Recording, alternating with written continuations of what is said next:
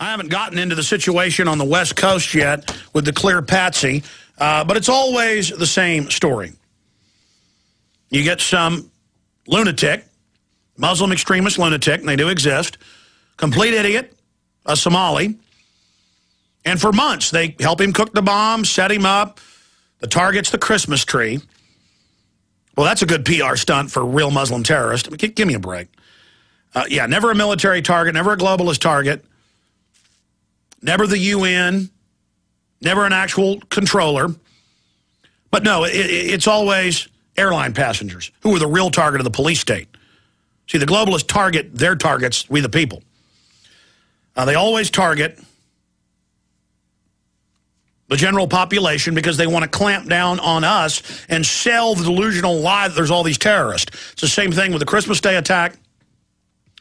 It's the same thing with all of these events, the Fort Hood shooting, the shoe bomber, all of them. The Times Square, it's always Anwar al-Awlaki, who is, again, admitted CIA connections, hanging out secretly at the Pentagon with the Secretary of the Army 2 months after 9/11 when he's on the news as number 3 in Al-Qaeda. There's the Infowars.com headline, Clueless Patsy set up by FBI and Christmas tree bombing plot. I know you guys printed that for me, but in my stacks I've lost it. Just print it again. Thank you. I want to go over that. I want to get into the WikiLeaks situation, the North Korea situation, finish up with what's happening with the economy first. Then the good news on the TSA front. Very good news on that front. We'll be right back on the other side of this quick break, ladies and gentlemen. I'm Alex Jones. This is the GCN Radio Network, GCNlive.com. Our sites are Infowars.com and PrisonPlanet.tv. Stay with us. We'll be right back.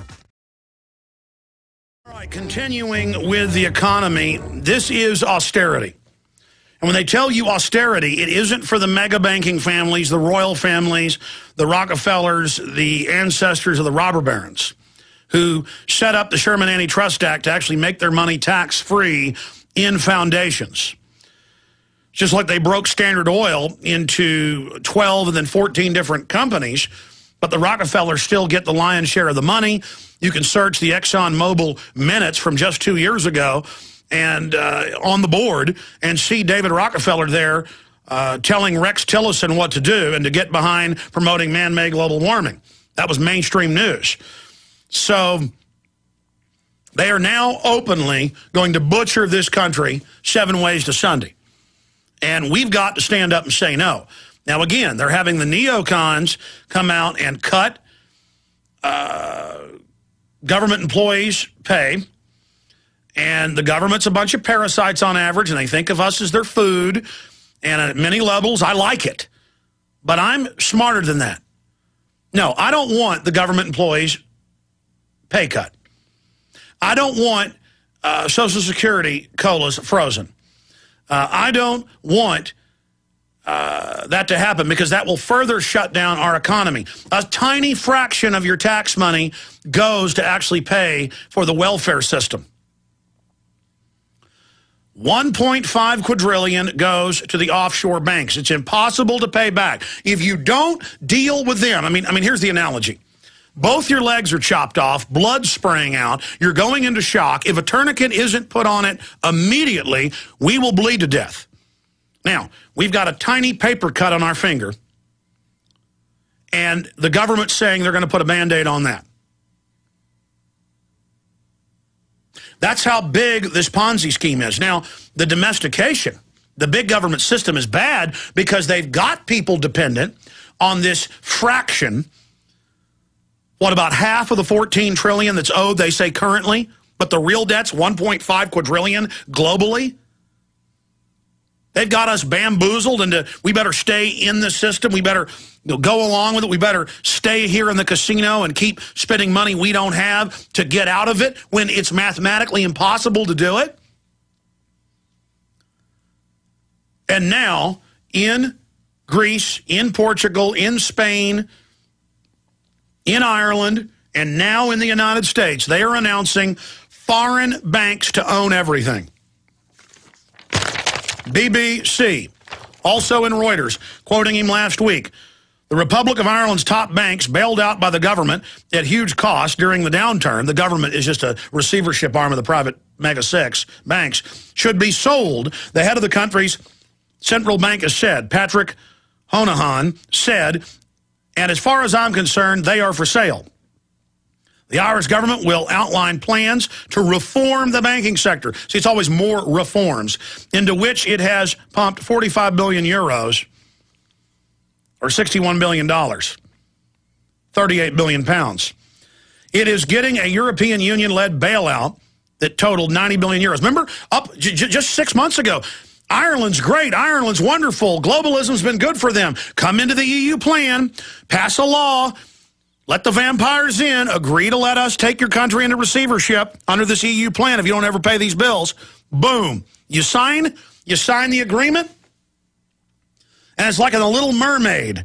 When the Little Mermaid signs the deal with the Sea Witch, she's got Flotsam and Jetsam, her two eels, the IMF and World Bank, and she laughs and goes, ha, ha, ha, ha, I've got you now, you're my slave. The Irish, and the statistics show that they actually stole the election. They voted it down the first time, they fixed the election, it narrowly passed the second time.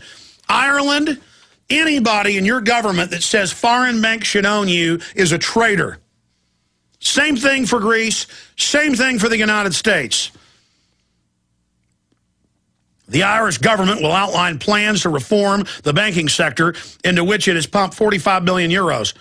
It's getting a European Union-led bailout that may total 90 billion euros. The International Monetary Fund will also contribute to the rescue package.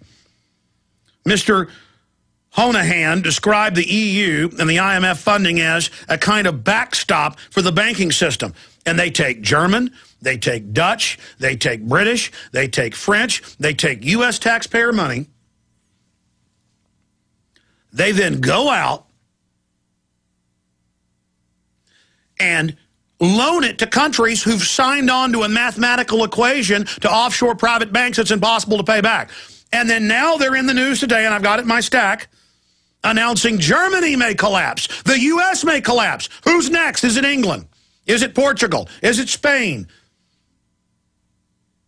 And you watch, they're telling the Canadians right now, who are about a year behind on all this, oh, you're doing great because you're globalist. And their prime minister says, we've got to be part of globalism and give up our sovereignty if we want an economy. That's how they hold you hostage.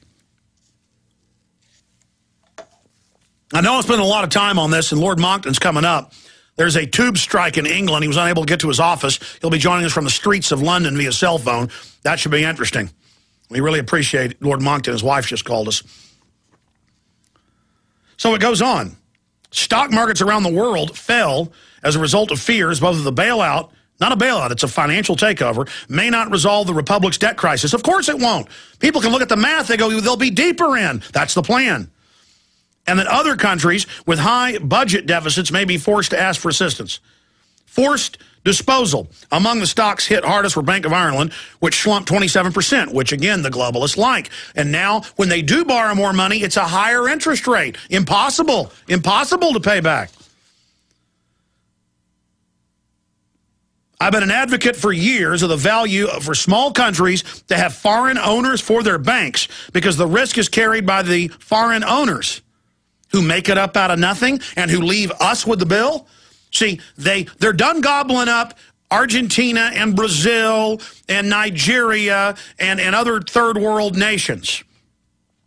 They're done gobbling up Eastern Europe 2 years ago. Now they've moved on to Greece and Ireland, then to Portugal, then to Spain, then to England, then to Germany, then to France. Gobble, gobble, gobble. They're just going down the line. What have I been telling you since 2002? That the IMF and World Bank are going to target Western nations. That's in the docs.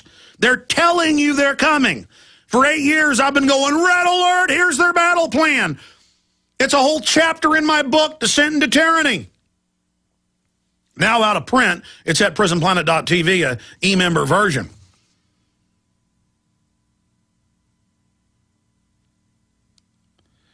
And it just goes into, they are saying they're going to, quote, cut the Irish economy while increasing taxes and cutting pensions. And every time a nation starts going down, I hear all the fake conservative pundits going, look at those liberals. Their socialism didn't work. It wasn't socialism in Ireland. This isn't socialism. This is fascism.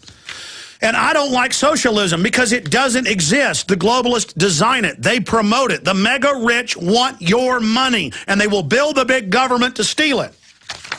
I know I'm ranting. I mean, they're announcing, again, they want to make veterans from grunts up to officers buy their own insurance.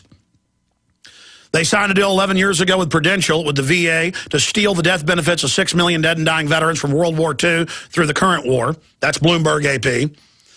They are announcing they're going to freeze federal paychecks. And you know what that's going to do? That's going to make the Fed squeeze even tighter for taxes because now their employees really think they're in trouble when that is a tiny fraction of the overall money. What about the bankers? What about going after them? Here's the New York Times. Gates seeking to contain military health costs. You know, the headline should be, Gates moves towards cutting military pensions, cutting military health care. It's all in the article.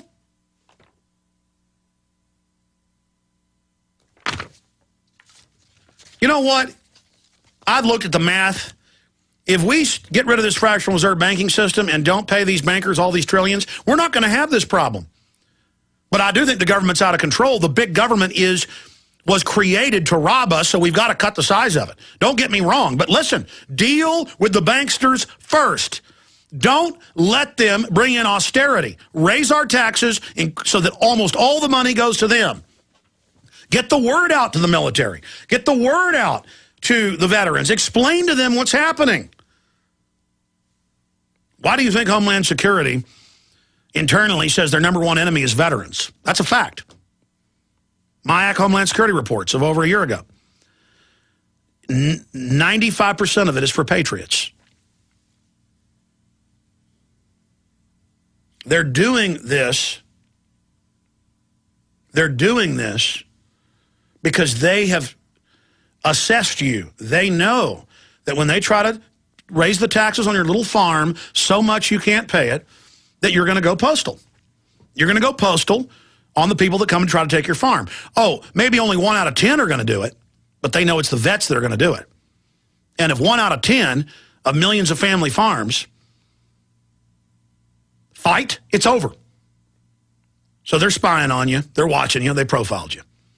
And they've all, even little towns, have created huge SWAT teams and are training them to go after you. They federalized them. This is a secret police total takeover. This is the real deal. The real deal. This is toe-to-toe, face down with pure evil.